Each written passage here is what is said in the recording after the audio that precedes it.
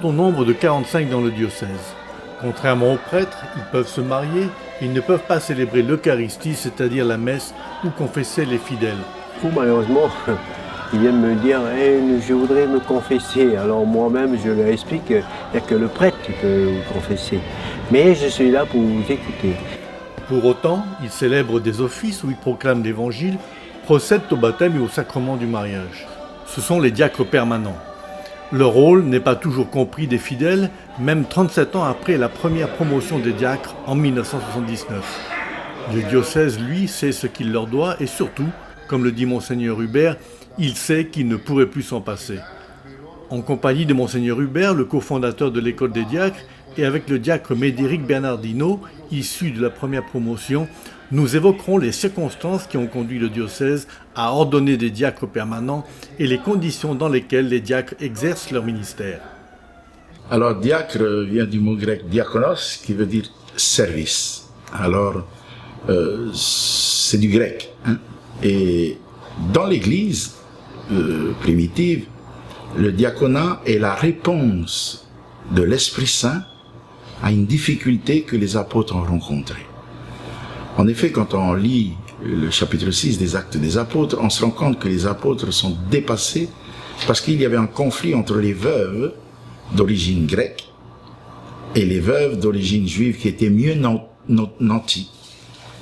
Et donc, à ce moment-là, il se passait quelque chose de terrible, c'est qu'il y avait un affrontement et il y a eu une plainte.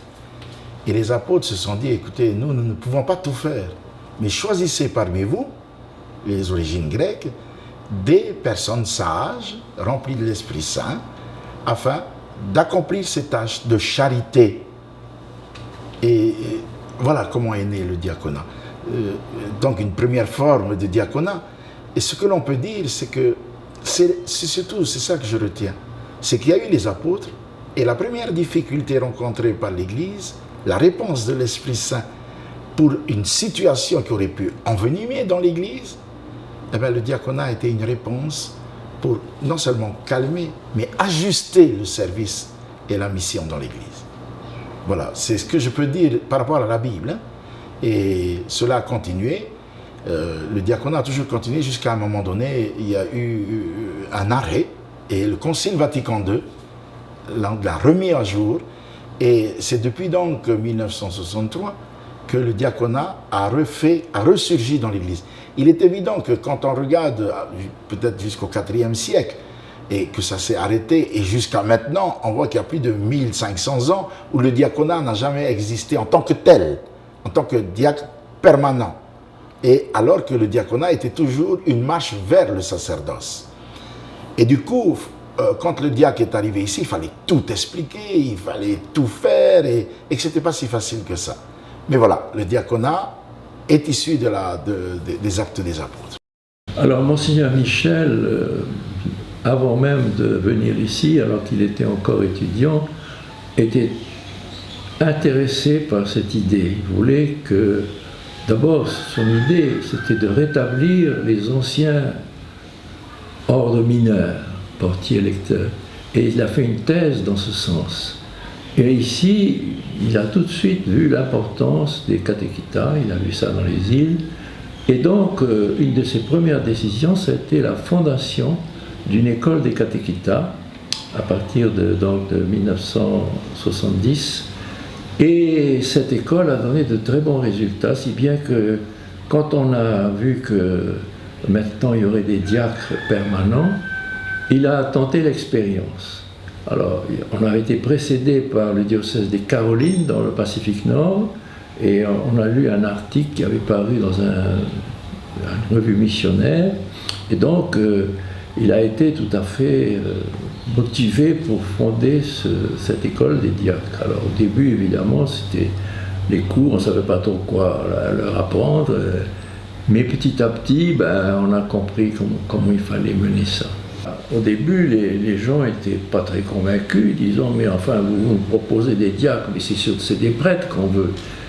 Et donc, au début, les gens se demandaient qu'est-ce que c'est que ça. Mais grâce, je pense, aux premiers diacres qui ont su ouvrir la voie, assez vite, ils ont été appréciés. Et surtout qu'à l'époque, il y avait encore beaucoup de gens qui ne parlaient pas français. Donc ces diacres qui parlaient tahitien, on a découvert qu'il y avait place pour eux. Et petit à petit, ils sont montés dans l'estime des gens et maintenant, je crois qu'ils sont tout à fait acceptés. Et on comprend que, faute de prêtres, eh bien, il faut que des gens instruits puissent aller dans les îles, donner des enseignements, et organiser des activités, stimuler, etc. Célébrer les mariages. Alors, les diacres peuvent baptiser, ils peuvent également être témoins obligatoires au mariage, comme le prêtre. Parce que dans l'Église catholique, ce sont les époux qui se marient, c'est pas le prêtre. Mais le prêtre est un témoin obligatoire, sauf dans certaines circonstances où c'est différent. Dans l'habitude, pour qu'un mariage de catholique soit valide, il faut qu'il ait été fait devant un prêtre ou un diacre. Allez, dans le monde entier, proclamez l'évangile à toutes les nations, et baptisez-les au nom du Père, du Fils et du Saint. Alors, les diacres, ce sont des ministres ordonnés. Ils font donc partie de l'ordre, le sacrement de l'ordre. Ils reçoivent le sacrement de l'ordre, mais pas pour le sacerdoce. Il n'y a que les prêtres et les évêques qui reçoivent le sacerdoce. Eux, ils sont ordonnés pour le service. C'est ça la grande différence. Donc on ne parle pas de messe diaconale, mais d'office diaconal. D'office diaconal. La messe étant réservée aux prêtres. Oui. Et pratiquement, c'est la même chose que si c'était un catéchumenat qui officie. Il y a quelques petites différences, mais c'est pratiquement office de la parole et de la communion. J'ai fait partie de l'ancienne école. Les anciens prêtres, qui étaient à l'époque, ne connaissaient pas le diacre. Mais c'était que des missionnaires pour la plupart. Il ne faut pas oublier qu'en 1976, il n'y avait pas le père Gérald Mahaï, il n'y avait pas le père Joël, il n'y avait aucun prêtre jeune diocésain. Il y avait le dernier prêtre qui venait d'être ordonné, c'était Peter Choi. Hein? Mais sinon, c'était en 1975. En 1968, c'était Norbert Rolozé. En 1964, c'était le père Lucien. Donc, 70, l'école des catéchumenats, 76, l'école des diacres. Et il faut dire aussi que la fondation de l'école des diacres était une suite logique de l'école des catéchumenats. Mais dans cette première école, quand les premiers diacres sont sortis, c'était une nouveauté. Il fallait faire des matutus bien avant pour expliquer dans les paroisses c'est quoi un diacre. C'est pas un super catéchumenat, c'est pas un catéchumenat doté d'un pouvoir, il reste catéchumenat. Il fallait expliquer que c'était plus un laïc, c'était un clerc. Et que donc c'était difficile aux gens de comprendre ça. Il fallait se familiariser. Et par contre, les 4 premiers diacres étaient vraiment des diacres qui ont incarné au départ cette nouveauté de manière simple, à différents niveaux, hein, je m'explique. Mais c'était ça. Quelques prêtres étaient réticents, mais pas beaucoup. Alors le diacre était coltiné dans des affaires simples. Il lisait l'évangile, il mettait du vin et de l'eau dans les petits trucs. Et s'il avait été catéchumenat ou un homme de paroisse, donc le prêtre lui confiait le rosaire, lui confiait des tas de choses. Et très tôt aussi, un des premiers diacres avait été nommé responsable pastoral à Montréal. Ça a été Tchouti Anania, qui s'est bien d'ailleurs débrouillé, qui a pris en charge Montréal, et c'était vers les années 80. Ensuite, il y a eu d'autres diacres. Alors, les diacres peut-être ne se sont pas bien positionnés aussi, eux. Hein, parce que le gros problème de certains diacres, le fait qu'ils ne savent pas quoi faire à côté du prêtre, sinon d'être un homme à côté à l'autel, lire l'évangile et point final, ils se prenaient pour des pots de fleurs parfois. Et donc, alors, on est tombé un peu dans la revendication peut-être, d'avoir un peu plus de place du côté. Et pour le prêtre, il voyait le diacre comme un super catéchumenat ou peut-être aussi un sous-prêtre. Alors, il avait l'impression qu'on lui faisait de l'ombre. Donc, il y avait un combat inutile et bête. Parce que si chacun était bien à sa place, le diacre, comprenant bien qu'il est ministre de la parole, qu'il est ministre de la charité et de la communion, eh bien, il serait heureux de vivre ces trois aspects de son ministère. Et rien que ça lui suffit, le remplit pleinement sa vie. Et si le prêtre est bien prêtre et que le ministère de la parole du diacre ne lui fait pas ombrage, mais qu'ils sont collaborateurs, ça ne ferait pas de problème. Mais c'est chacun, en fin de compte, qui se méfie les uns des autres. Je vais donner un exemple clair. Deux exemples. Des exemples qui évidemment, ça me concerne, puisque je ne vais pas parler des autres. En ce moment, je suis sur Anguillois, et mon administrateur, c'est Monseigneur Hubert. Nous n'avons aucun différend, et ça fait presque 4 ans qu'on travaille ensemble. On s'est clarifié dès le départ. Il a voulu que j'étais déjà un peu avant lui là-bas. Et donc, moi, je m'occupe pratiquement de gérer la paroisse, d'organiser la catéchèse, tout ce qu'il y a dans la vie paroissiale. Et il ne s'occupe pas du tout. Il a déjà assez de choses. Mais lui, il se donne une présence presque tous les mois ou tous les 2 mois d'être à Ranguillois. Et c'est une grâce. Moi, quand il est là, je lui dis, c'est toi qui prêches. Parce que je veux encore, moi aussi, récolter les meilleures choses de toi. Je ne veux pas que tu partes sans nous laisser cela. Alors même s'il dit, mais aujourd'hui c'est toi, aujourd'hui, mais j'essaie toujours, la plupart du temps, de lui laisser. Mais ça ne me fait pas ombrage si c'est moi qui... Et lui aussi, je ne lui fais pas ombrage. On a une telle confiance. Cela s'est produit aussi à Montréal bien avant. J'ai travaillé avec Père Pascal qui est devenu Monseigneur Pascal. Lui, c'était un jeune prêtre, il n'avait jamais été curé d'une paroisse et il a demandé à Monseigneur Hubert de me détacher de propriété, d'être avec lui. Mais on s'est bien entendu pendant 6 ans qu'on a travaillé là-bas. Parce que j'étais à ma place, lui il était à sa place. Il me dit, j'aimerais faire comme ça, ben on va. La collaboration s'articule sur 2 choses. Que chacun soit bien là et clair dans ce qu'il est. Et l'autre clair dans ce qu'il est. Et quand on est clair comme ça, eh bien, Jésus-Christ, c'est celui qui nous guide, c'est celui qui nous conseille, c'est celui qui nous aide. Et l'Église, eh bien, on a le même souci pastoral de l'Église, de la communauté. On n'a pas à se dire, moi je ne fais pas ça, je ne suis pas comme ça, je ne suis pas comme ça. Le problème aujourd'hui, c'est que peut-être des 2 côtés, parfois, on prend l'autre pour un ennemi. Et que l'autre n'est pas notre collaborateur. On est un petit peu, tiens, si l'autre fait ça, j'ai l'impression que les gens le suivent un peu plus. Hop, il y a mon autorité qui est un peu mise à mal. Je pense que ces choses-là, c'est de l'enfantillage. Si on élevait simplement un petit peu le débat et de regarder dans la direction que nous sommes tous au service de Jésus par la communauté, il n'y aurait pas de difficulté aujourd'hui. Et voici que moi, je suis avec vous tous les jours jusqu'à la fin des temps. Depuis 1976, si je peux bien dire, depuis l'ouverture de l'école des diacres jusqu'à maintenant, il y a eu plusieurs façons d'entrer dans l'école des diacres. Si on regarde au début, parce que moi je faisais partie de la première école en 1976, et nous étions 14 à peu près, on peut encore retrouver une photo qui est dans les archives du Semeur, où on voit la première école diaconale. Et nous étions peut-être 12 ou 13, et d'où sont issus les premiers diacres, Pierre Maréré, André Hugh, Tioté Anania et Léon Minchu. Et il y avait moi qui restais, parce que j'avais à l'époque, quand ils ont été ordonnés, en 79, et ben moi j'avais 27 ans. Donc il fallait avoir 35 ans. Et donc, moi je finissais l'école en même temps que... Et il y avait Anihia qui a été mis de côté.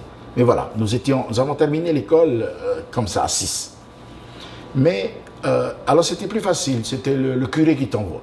Alors on regardait les personnes qui étaient plus aptes, qui étaient dans les écoles, un petit peu des catéchitas, et puis on les envoyait. Alors, parmi nous, il y avait quelqu'un qui était connu, à l'époque c'était Tioté Anania, qui était le grand catéchita des Tuamotu, et qui était à Sainte-Thérèse. Pierre Maréré, qui était un Totru catéchita, Léon Michou qui débutait comme ça, moi qui était...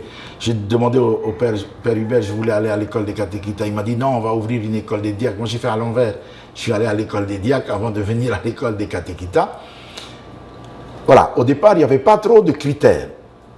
Jusqu'en 97, Monseigneur est devenu, Pierre Hubert est devenu évêque, donc je l'ai remplacé. J'étais le deuxième directeur après lui. Et ensuite, donc là, on a mis en place d'autres critères. Il fallait que, les premiers critères, il fallait que le curé d'abord soit d'accord, que la personne ait fait un parcours à l'école des catéchitas, que sa femme soit d'accord, ça, et ensuite il y avait un test de connaissances simples. Par exemple, que la personne au moins sache qu'est-ce que la messe, qu'est-ce qui sont les parties de la messe, ou les 3 derniers papes, qu'il y ait au moins une connaissance un peu de l'Église, qui était le premier pape. Alors, on s'aperçoit qu'il y avait des candidats qui se présentaient, ils ne savaient même pas ces bases-là. Donc, c'était un critère d'élimination aussi. C'était assez compliqué. Après, ça a été... Et ensuite, on a encore plus corsé les inscriptions. Donc, en dehors d'eux, il fallait que le curé, il fallait que ce soit quelqu'un qui ait un niveau intellectuel quand même valable. Ensuite, il fallait que ce soit quelqu'un qui ait fait ses preuves aussi dans la paroisse. Parce que le service de la parole est essentiel au diacre. Voilà, c'est ça. Et donc, il est obligé d'avoir quand même des notions à transmettre. C'est ça. Et donc, il fallait qu'il soit quand même quelqu'un qui ait quand même un niveau intellectuel. Ensuite, il y avait aussi un conseil qui décidait. Le conseil des professeurs, tu rencontrais d'abord le directeur, ensuite il y a le conseil des professeurs qui validait.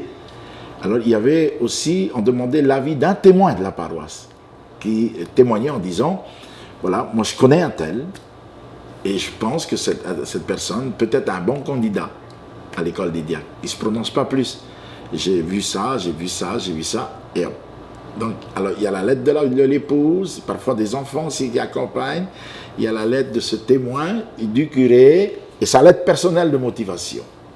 Ensuite, il y a une étude sur dossier aussi, parce qu'on demande aussi jusqu'à quel niveau il est allé au niveau donc, de ses études. Après, il y a cette validation. Alors, c'est là où ça en est maintenant. Donc, c'est quand même un parcours du combattant, avant d'arriver aujourd'hui au seuil de l'école des diacres. Maintenant, ça reste toujours, on n'en tient pas compte, on ne demande pas quand même Bac plus 2, Bac plus 5. Mais quand même, on essaie d'élever les niveaux. En mon nom, vous chasserez les démons, les boiteux marcheront, les paralytiques se lèveront. Alors, je ne sais pas si il a trop de travail ou s'il prend lui en plus. Parce que si je prends mon cas, je suis un diacre qui a beaucoup de travail, qui est très occupé, qui fait plein de choses. Mais je sais aussi dire non à des choses que je sais que je ne peux pas. Je pense qu'il y a une chose que le diacre devrait commencer par dire, s'inscrire dans ses compétences et laisser à d'autres compétences. Alors, si c'est comme ça, je ne pense pas qu'ils soient surmenés. Mais si ils agissent comme des béné oui-oui, à qui on dit « tu prends ça, je prends, je prends », ben ils finissent par être. Alors ils vont prendre préparation au baptême, préparation au mariage, catéchisme des adultes. Et tout d'un coup, ils vont se sentir au-delà des choses. Il faut, le diacre, s'il ne veut pas être surmené, il faut qu'il s'entoure d'une équipe. Qu'il s'entoure d'une équipe avec qui il travaille. Je prends l'exemple de Ronguiro, donc je suis là-bas. Je vais à peu près une fois par mois, une fois tous les 2 mois. L'équipe qui est là-bas est une équipe qui se construit, en qui je fais confiance. Ce lien de confiance, on avait des difficultés, je ne dis pas qu'on n'en a pas, mais les personnes en qui on peut faire confiance, quand je vois par exemple cette toute petite paroisse, qu'on est en train de refaire une église, et qu'on va fêter là, au mois de mai, les 150 ans, cette petite paroisse a décidé de tout refaire l'église, enlever la chaux, tout sauf la toiture qui était déjà, tout carreler à l'intérieur, remettre l'autel pour une dédicace, sans demander un prêt à l'évêché. Et ils sont arrivés aujourd'hui avec une somme qui était estimée au départ pour travailler. Parce que les gens travaillent. Ils n'attendent pas que tu viennes. Mais toi, ton travail à toi, c'est de les booster spirituellement, de leur donner la capacité de travailler ensemble. Mais ensuite, il y a des choses, tu n'as pas besoin d'aller là pour dire aussi, prends le marteau, fais ça. Ben, je pense que beaucoup de diacres, souvent, se fatiguent comme ça. Et si ils laissaient à d'autres de faire et soi, eh ben, tu serais moins fatigué. Et il y en a aussi qui s'inscrivent dans la fatigue.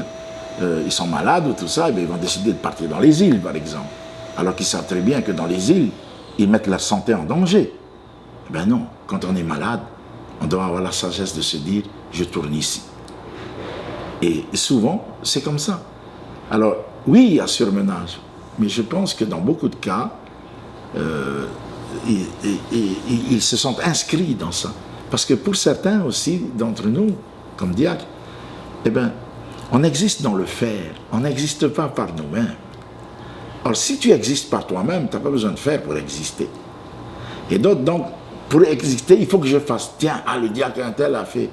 Le diacre un tel a fait. Ça lui donne un peu de la valeur.